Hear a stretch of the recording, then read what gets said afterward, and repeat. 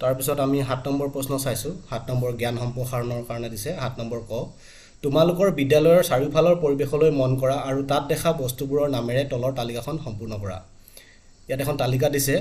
গছ-গছনিৰ নাম লিখিবলৈ দিছে ফল ফুল জীৱ জন্তু আৰু কীটপতংগৰ নাম লিখিবলৈ দিছে মই লিখি দিছোঁ কেইটামান গছ-গছনি কৃষ্ণচূড়া দেৱদাৰু হাঁচি গছ বাঁহ গছ নিম গছ আমলখি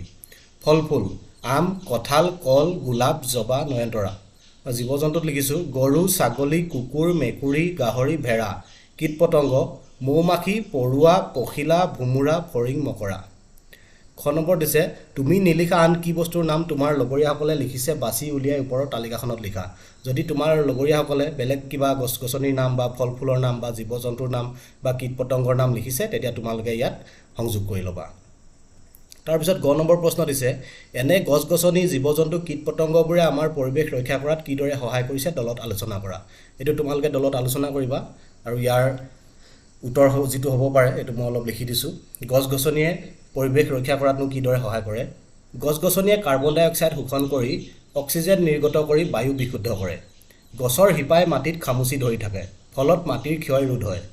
গছ-গছনিয়ে জীৱ-জন্তুৰ বাবে বাসস্থানৰ সৃষ্টি কৰে ফলত জীৱ বৈচিত্ৰ্য বৃদ্ধি পায় গছ-গছনিয়ে বৰষুণৰ পৰিমাণ বৃদ্ধি কৰে গছ-গছনিয়ে জীৱ-জন্তু চৰাই-চিৰিকটি খাদ্য শৃংখলত সহায় কৰে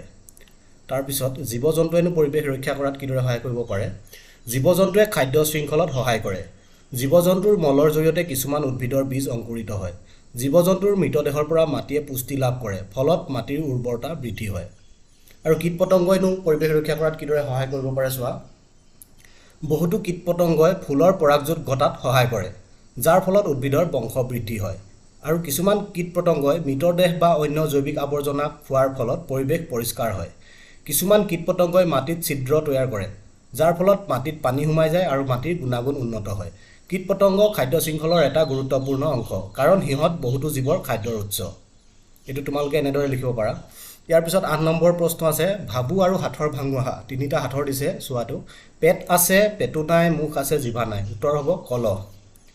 ৰজাৰ গামুচা তিয়াব পাৰি হুকুৱাব নোৱাৰি উত্তৰ হ'ব জিভা অকু অকু অকু গুটেই গাতে চকু এটো হ'ব মাটি কঁঠাল নাইবা আনাৰসও লিখিব পাৰা তাৰপিছত 9 নম্বৰত ডক্টৰ ভূপেন হাজৰিকাৰ এটা গীত দিছে এটো গাবলৈ তোমালোকে চেষ্টা কৰিবা মই মাত্ৰ এই গীতটিত থকা ডাঙৰ ডাঙৰ হৰফেৰে ইয়াত